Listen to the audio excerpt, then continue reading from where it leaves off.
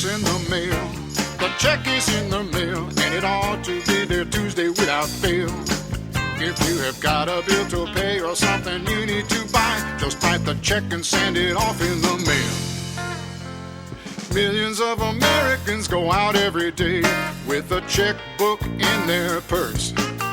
They might have a little cash to pay for their lunch and a little to get home on the bus.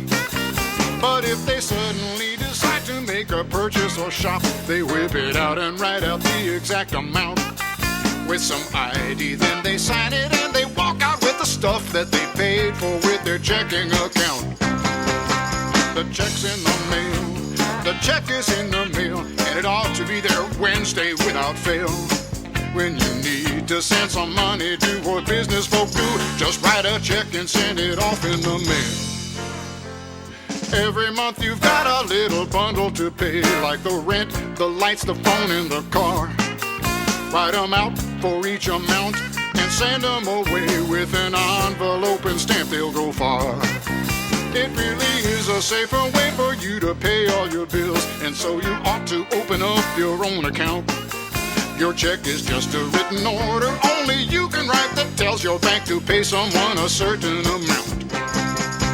The check's in the mail, the check is in the mail, and it ought to be there Thursday without fail. You can keep your money moving with a flick of the wrist, and you're happy that the check's in the mail. Now you may wonder what happens when you send a check to someone and how it gets back to your bank.